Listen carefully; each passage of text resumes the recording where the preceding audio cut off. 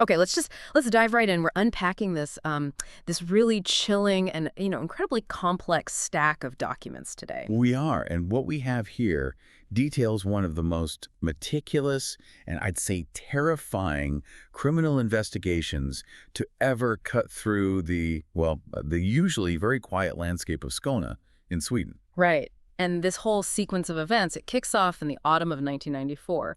But this is the key. Its roots go so much deeper. We're talking decades, continents even. Yeah, and that's really our mission for this deep dive, isn't it? It's not just to follow the police procedural step by step. Our goal is to really dissect the layered international history that drove this entire crime wave. Absolutely, because you can't understand the murders in Sweden without understanding what happened before. Exactly. We're talking about unearthing decades of buried secrets.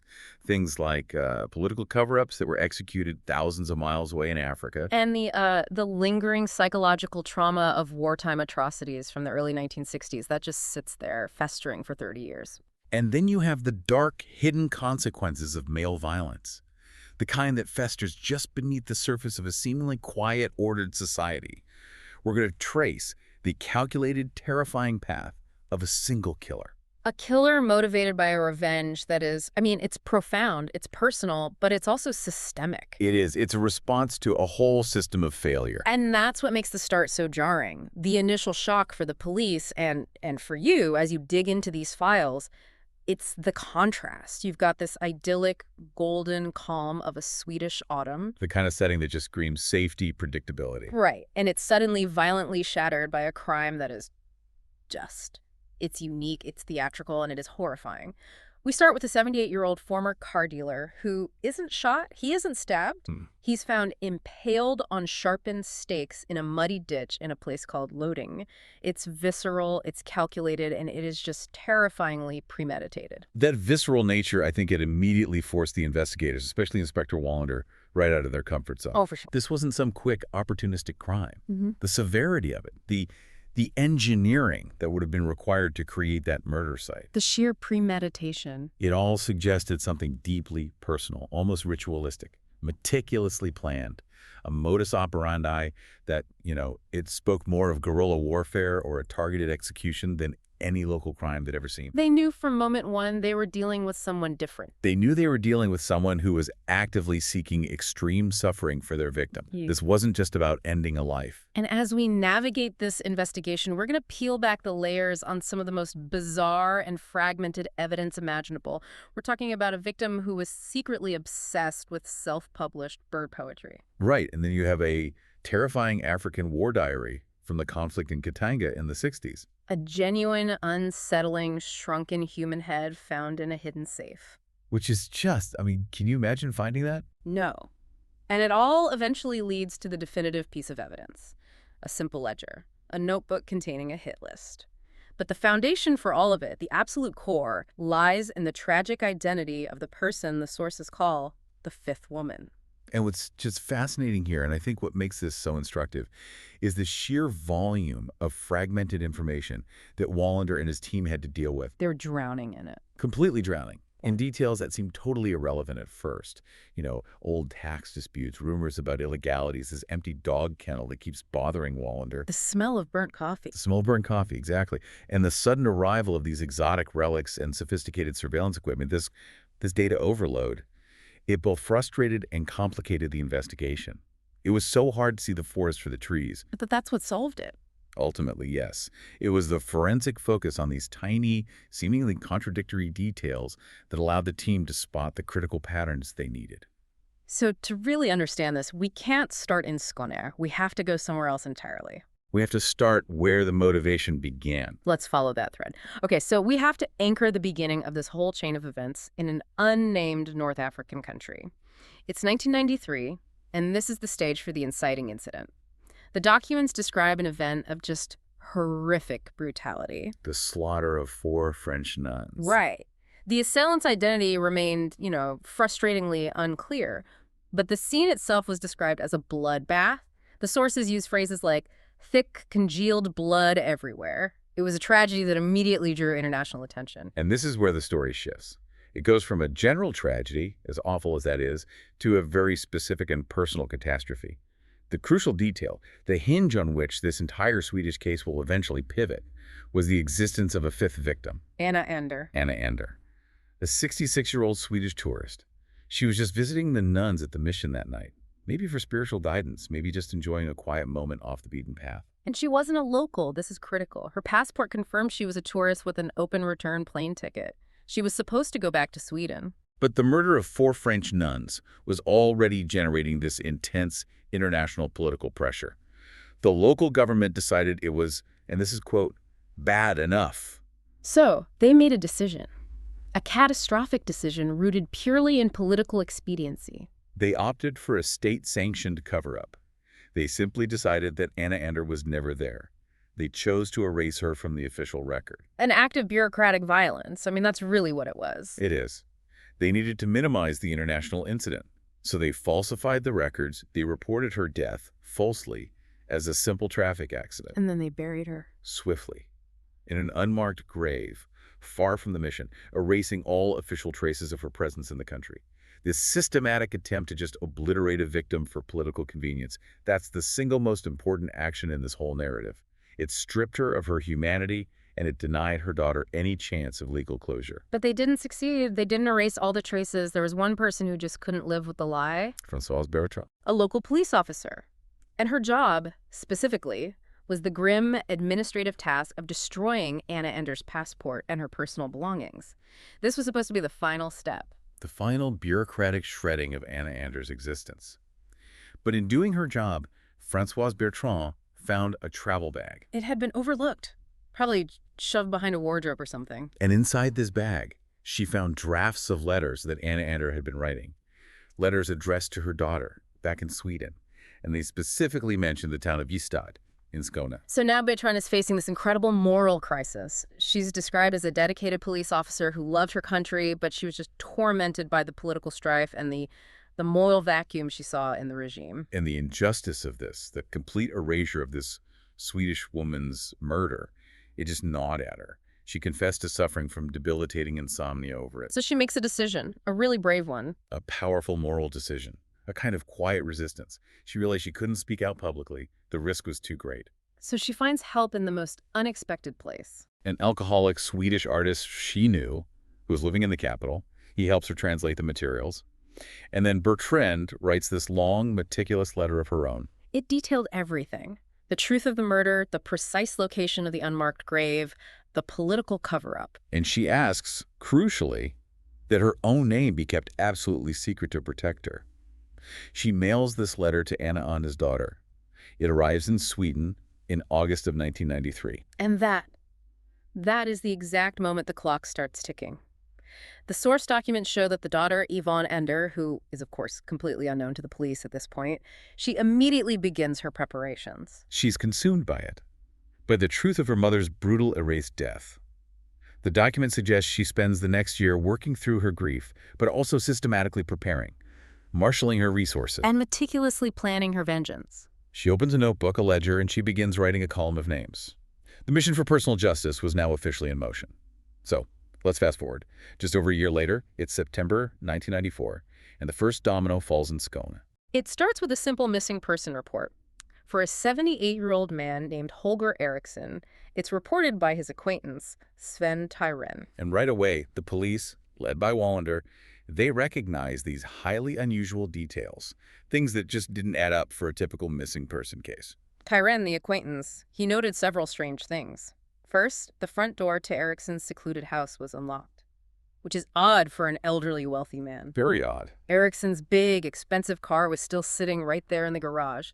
But the most chilling detail, the one that just screamed, sudden interruption. The coffee maker. The coffee maker. It had boiled completely dry. It had burned on the stove, creating this truly terrible, lingering smell of burnt grounds and metal. It suggests he was interrupted suddenly, unexpectedly, in the middle of his morning routine, a very ordinary, mundane moment. He didn't finish his coffee, and he certainly didn't leave voluntarily. And Eriksson's personality, as the police start digging, it's a study in deep contradiction. On the one hand, he had made a fortune as a car dealer. He was described locally as the most successful in the region, a notoriously tough negotiator. He had a reputation for being, let's say, ethically flexible. He'd been mixed up in tax disputes and suspected of certain illegalities for years, but he was always cunning enough or lucky enough to never get formally caught. He was one of those guys, the definition of someone who operates just outside the lines, comfortable with shady dealings. But then, in stark contrast, you have his current life. He's a self-published poet. Dedicated almost entirely to the subject of birds. The sources describe him writing these melancholic laments for disappearing species, like the middle-spotted woodpecker. He claimed that in the world of birds, he found a reflection of life's innermost secrets. He felt that writing about the messy world of people would be like trespassing. This duality is fascinating. A ruthless, shady horse trader hiding behind the gentle, sensitive image of a bird poet. It was a vital early clue that his past, not his present, was the key to what happened to him. And then, horrifyingly, the focus shifts from a missing person to a murder investigation with the discovery of his body. He was found in a ditch far from his home in Loding, and the structure of the death site was highly specific and deeply unsettling. He was impaled on meticulously sharpened stakes. In a structure that investigators quickly identified as a punji pit. And that term punji pit, that's immediately significant, isn't it? Hugely. It's a term for a hidden trap, used historically in guerrilla warfare. It often involves sharpened bamboo or wooden stakes concealed at the bottom of a camouflaged pit. And it's designed not necessarily to kill instantly, right? Exactly. It's designed to cause agonizing injury and immobilization. The brutality here was extreme and incredibly specific. The autopsy, reported by Martinson, revealed that Eriksson technically drowned. His lungs had filled with blood from his internal wounds. Chief Holgerson concluded that the killer didn't just want him dead. He wanted him to suffer. The placement of those stakes, the sheer logistical effort of digging and concealing that trap. It meant this killer possessed specific knowledge, immense strength, and a kind of calculated sadism. And there's another detail, one of those small things that an investigator like Wallander latches onto. The kennel. The empty kennel. In Eriksson's courtyard, Wallander noticed this large, empty dog kennel. And the team later learns, through local gossip and confirmed by the postwoman, that Eriksson's last dog, a loyal companion named Werner, had vanished or died shortly before the murder. This isn't just a sad side note. It's a profound clue to the killer's methodical nature. It suggests the killer eliminated the dog, a natural early warning system, so that its barking wouldn't alert anyone to the extensive work required for the punji pit construction. Or to the subsequent capture and transport of Eriksson himself. That detail. Eliminating an animal to ensure the complete, isolated torture of a man. It underscores not just the meticulous planning, but the killer's cold operational efficiency. The groundwork had been laid. The hidden avenger was operating with military-like precision. And it raises the question, how did they do it? The physical effort to dig that pit, to set it up without anyone noticing. It suggests a high degree of training or just extreme laser-like focus. And it immediately points them to a specific kind of warfare, a specific part of the world, which is why that diary discovery later becomes such a bombshell. The modus operandi itself was an international clue planted right there in the Swedish mud. So the police are still reeling. They're trying to process the sheer scale and strangeness of Eriksson's murder, and then, before they can even fully analyze the forensics, the science shoe drops. Gösta Runfeldt, a 49-year-old florist and a keen orchid enthusiast from Ystad. He's scheduled to go on an expedition to Nairobi. He's picked up his ticket. His bags are packed. And he just vanishes. He's a no-show. And Wallander, who is now under immense pressure, immediately connects the dots. He notices this terrifying, non-obvious similarity between the two victims, the ruthless car dealer and the gentle florist. Both of them had reported recent break-ins. Exactly. Eriksson a year before, Runfeldt's flower shop more recently, and in both cases, absolutely nothing was stolen. Which points away from your typical burglary. This is reconnaissance. It is. The killer wasn't stealing possessions. They were gathering intelligence, maybe looking for specific documents, or just scoping out the victim's routine and vulnerabilities. And then the deep dive into Runfeldt's life reveals this startling hidden existence that completely contradicts his public persona. He's a widower. His wife had drowned 10 years earlier in very suspicious circumstances. She fell through a hole in the ice. But more relevant to the case, the police find a secret office he kept. On Harpagatan. And inside, it's a complete professional setup. Bugging equipment, a dark room for developing surveillance photos, and papers that show Runfeldt was operating extensively as a private detective. Conducting surveillance for hire with a substantial undeclared income. He wasn't just a gentle florist, he was a spy. This instantly broadens the scope of the investigation. It suggests the killer isn't just targeting men with dark past, but maybe men who were connected in some hidden network, or men who possessed information the killer was after. But the real breakthrough, the thing that truly links the first murder to a global conflict and explains the bizarre nature of the punji pit, that comes from opening Eriksson's safe. Alongside the expected cash and some questionable business papers, Wallander finds two highly disturbing objects that just shatter the local nature of the case. The exotic items. Right. First, a shrunken human head, which, in the context of the punji pit, immediately brings to mind these ancient, violent, perhaps African ritualistic practices. And second, a diary. A diary, written between 1960 and 1961 by a man named Harold Berggren. And Wallander quickly realizes it's detailing unspeakable atrocities committed during the war in the Belgian Congo, specifically the Katanga secession conflict, Where Berggren had been fighting as a mercenary. Wallander seeks confirmation from a Captain Hansel, an expert in military history, and Hansel confirms it. The men in a weathered photograph found with the diary, they were mercenaries. And the Swedish man in the photo, identified through the documents, is Harold Berggren. His diary is described as horrifying reading. Berggren detailed committing atrocities on a regular basis and for money. So the initial hypothesis is locked down. The killer is connecting people involved in past violence, war crimes, colonialism, people who profited from human suffering. But then, the immediate frustration. The search for Berggren hits a brick wall almost instantly. Johan Ekberg, another contact Wallander tracks down, confirms that Harold Berggren committed suicide 7 years prior in Sollentuna. He shot himself in the woods. So Berggren is a crucial piece of the puzzle. He's tied undeniably to the wartime atrocities and the shrunken head, but he can't be the killer. Which forces the investigators to pivot again.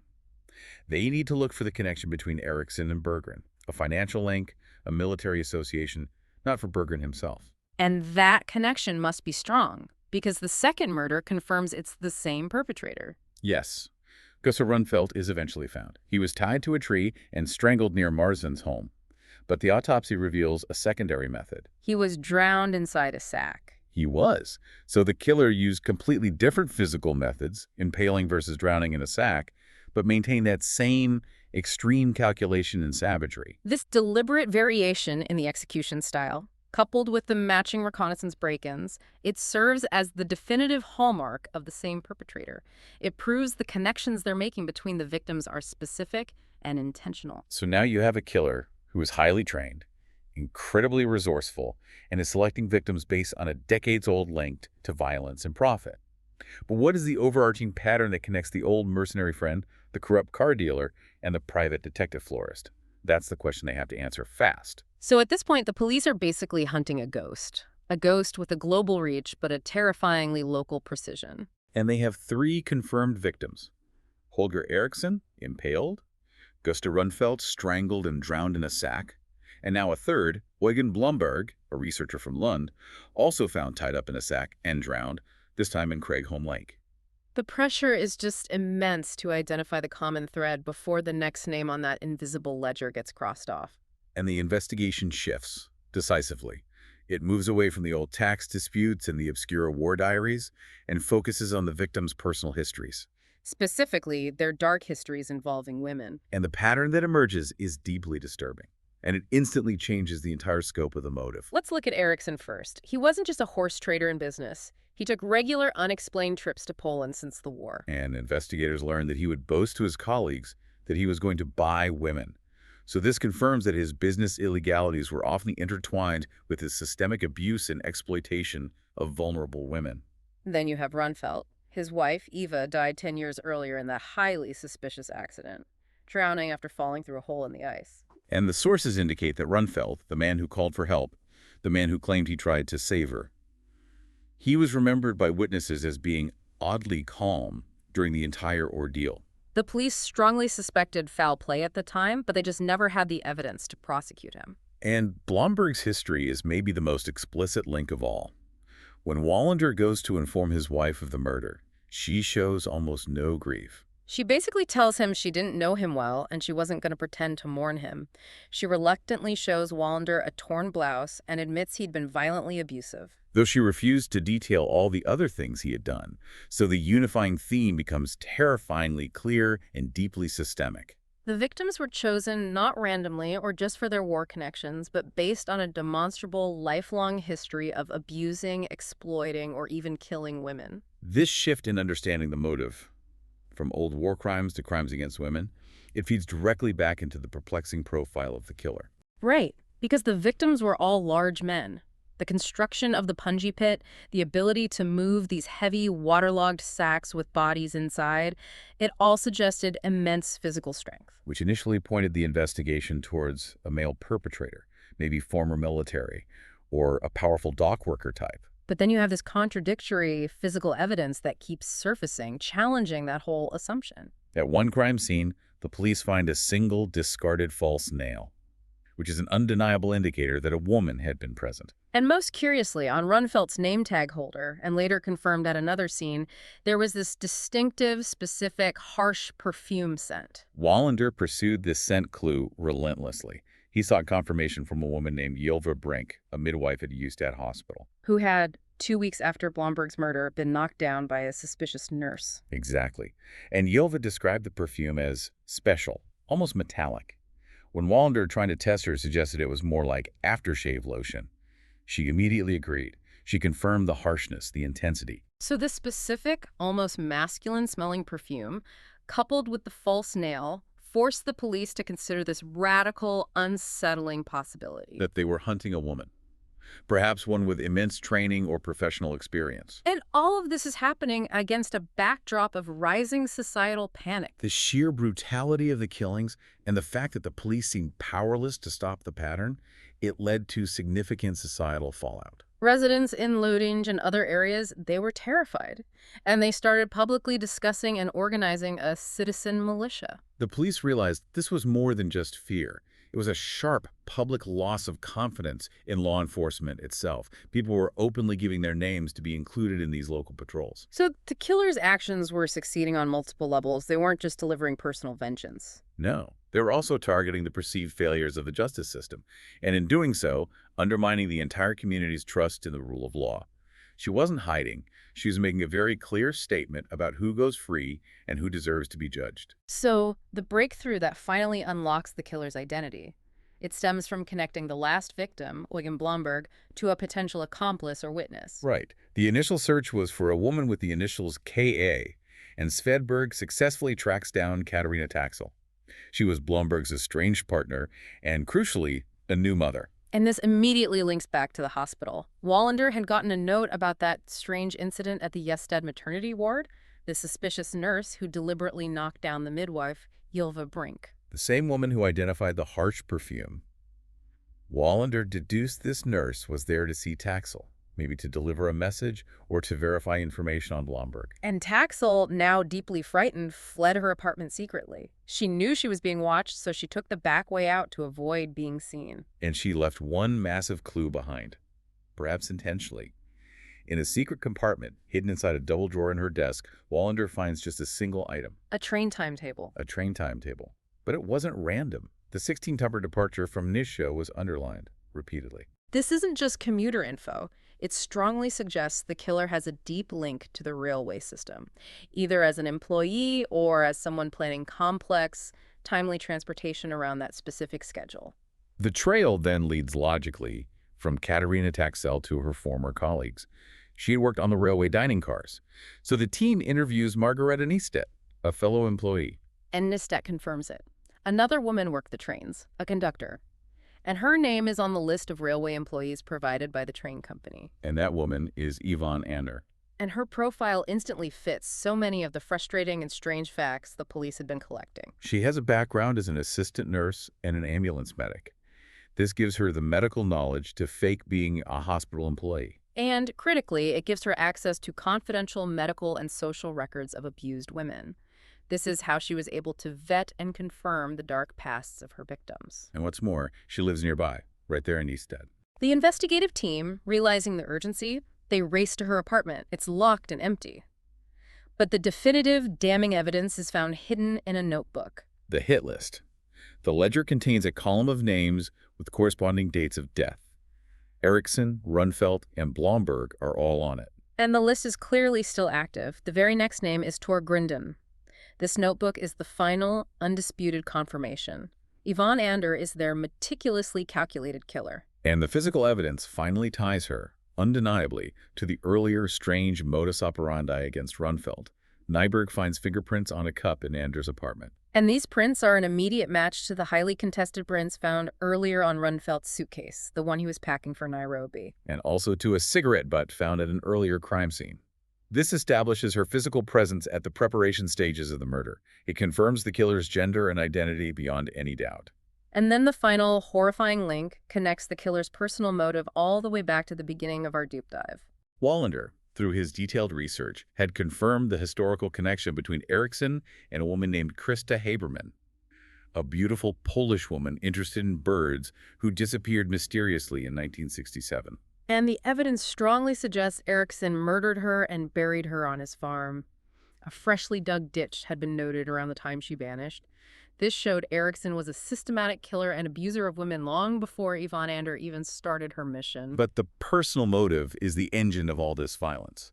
Yvonne Ander is confirmed to be Anna Ander's daughter. Her mother, the fifth woman, brutally murdered and subsequently erased by the state in Africa back in 1993. Yvonne confessed later that she saw herself as enacting a sacred task, to deliver justice where the legal and political systems had manifestly failed. She viewed her victims as the ones who went free in spite of all they had done. She even viewed herself, chillingly, as a kind of priestess of justice, bound by a higher moral duty to execute those the law had protected. So now the killer's identified, they have the definitive hit list in hand, and the next target is listed. The race against time just accelerates into this desperate sprint. The ledger indicates Tor Grinden is scheduled to be murdered that very morning, and Yvonne Ander is known to be working a conductor shift. So the police believe she's going to use the environment of the train itself, stage an accident, a discreet attack. The whole team, Wallander, Martinson, Hansen, they raced to Hesselholm station to intercept her. Their strategy was incredibly high risk. They wanted to apprehend her discreetly, quickly, and without a public firefight before she could strike. And Wallander makes a critical, though you can understand why, tactical error. He decides they should rely on physical strength and speed, not their revolvers.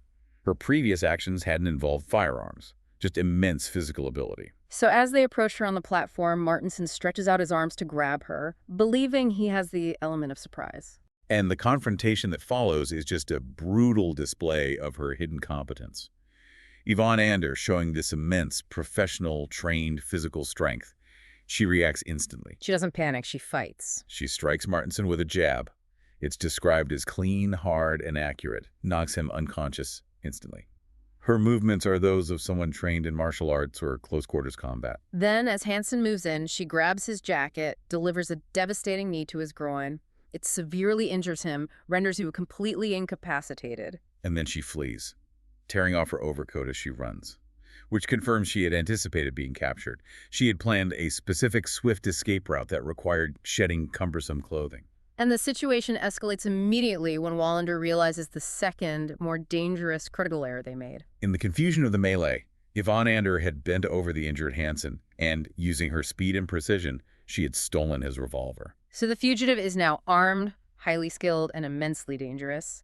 And Högland, who was providing external support, is now in mortal danger of being ambushed or shot. But Wallander, knowing her extreme need for solitude and precise calculation, the same need that led her to spend months building that punji pit, he correctly deduces her destination. He realizes she would seek the one place that represented her mission and her unique connection to nature. Holger Eriksson's bird tower. Nyberg had previously noted unusual fingerprints there, indicating a second later visit. This tower was a place of isolation where she would go to regroup and plan her final moves now that her schedule had been ruined. The pursuit is tense, it's frantic.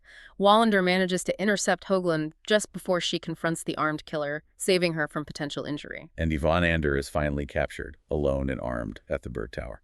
In the subsequent interviews, her motive is just laid bare, and it's delivered not with remorse, but with conviction.